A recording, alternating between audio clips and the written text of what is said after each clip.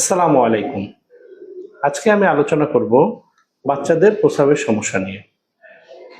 আমার দীর্ঘ প্র্যাকটিস জীবনে আমি অনেক পিতামাতাকে দেখেছি, তারা আমাদের কাছে আসেন বাচ্চারা ঘন ঘন প্রস্রাব করে এই সমস্যা নিয়ে, এবং তারা উদ্বিগ্ন থাকেন। সাধারণত দেখা যায় যে 3 থেকে 4 বছর বয়স পর্যন্ত বাচ্চারা স্বাভাবিক প্রস্রাব করে, কিন্তু 4 বছরের পর থেকে বাচ্চারা কিছুক্ষণ পর পর বাথরুমে যায়। এরকম সমস্যা নিয়ে বাচ্চারা আমাদের কাছে আসলে আমরা বাচ্চার বাবা মাকে প্রথমে বাচ্চার বিহেভিয়ারাল প্যাটার্ন ভালো করে খেয়াল করতে বলি। বাচ্চার বাবা মাকে ভালো করে খেয়াল রাখতে হবে যে বাচ্চা আসলে কখন ঘন ঘন প্রস্রাব করে এবং কেন ঘন ঘন প্রস্রাব করে। অনেক বাচ্চা কাচ্চা আছে যারা 3 থেকে 4 বছরের পর স্কুলে যাওয়ার কথা শুনলে ঘন ঘন প্রস্রাব করে।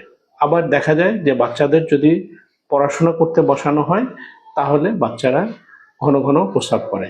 কিন্তু একই বাচ্চা যখন আপনি 2 থেকে 3 ঘন্টা তাকে খেলতে বলবেন, সে বন্ধু বান্ধবের সাথে থাকবে, তখন তার প্রস্রাবের কথা একবারও মনে হয় না। আবার এসব বাচ্চারা যখন ঘুমাতে যায় তখন বারবার বাথরুমের কথা তার মনে হয় এবং ঘন ঘন প্রস্রাব করে। তাহলে খেয়াল রাখতে হবে যে বাচ্চারা আসলে কেন ঘন ঘন প্রস্রাব করছে।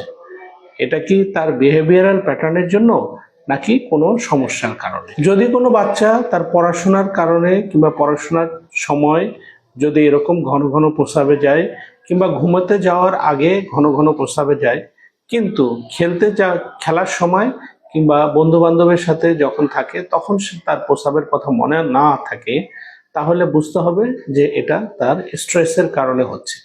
এবং সেক্ষেত্রে বাচ্চাদেরকে যদি আন্তরিকতার সাথে বোঝানো হয় তাহলে দেখা যায় যে এটার জন্য আলাদাভাবে চিকিৎসা করার প্রয়োজন হয় না। তাই বাবা মাদের ভালোভাবে খেয়াল করতে হবে যে আসলে বাচ্চারা কখন ঘন ঘন প্রস্রাব করছে। আবার অনেক বাচ্চা আছে যারা কিছুক্ষণ পর পর পানি খায়। স্বভাবতই কোনো কারণে যদি অরিড থাকে বাচ্চারা, তাহলে তার গলা শুকায় যায় এবং সে কিছুক্ষণ পর পর পানি খায়। তাহলে যদি এরকম অবস্থা হয় তাহলে আপনাকে বাচ্চা যে কারণে অরিড কিংবা যে কারণে কিছুক্ষণ পর পর পানি খাচ্ছে সেটা যদি বন্ধ করা যায় তাহলে ঘন ঘন প্রস্রাব থেকে মুক্তি পাওয়া যাবে। সবসময় যে ঘন ঘন প্রস্রাব হওয়া বাচ্চাদের মানেই যে অসুখ তা কিন্তু নয়।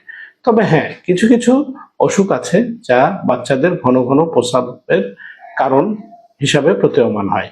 যেমন যদি প্রস্রাবের ইনফেকশন থাকে কিংবা যদি কোনো বাচ্চার কিডনিতে কোনো সমস্যা থাকে, মূত্রনালীতে কোনো সমস্যা থাকে, তাহলেও বাচ্চারা ঘন ঘন প্রস্রাব করতে পারে।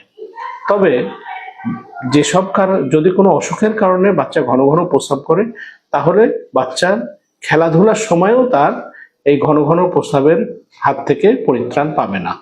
তাই যদি এরকম হয় যে ঘন ঘন প্রস্রাব হচ্ছে, বাবা মা একটু সতর্কতার সাথে বাচ্চার সাথে যদি খেয়াল করেন কিংবা একটু যত্ন সহকারে বাচ্চাকে লালন পালন করেন কিংবা সহানুভূতি সহকারে ব্যাপারটি দেখেন, তাহলে আমার মনে হয় বাচ্চারা সাইকোলজিক্যাল কারণে যে ঘন ঘন প্রস্রাব করে সেটা থেকে মুক্তি পাবে এবং এটার জন্য আলাদা করে চিকিৎসার প্রয়োজন হবে না।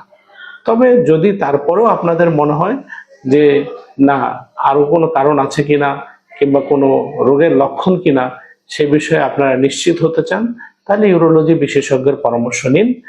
ইউরোলজি বিশেষজ্ঞ আপনাকে সঠিক পরামর্শই দেবেন। ধন্যবাদ।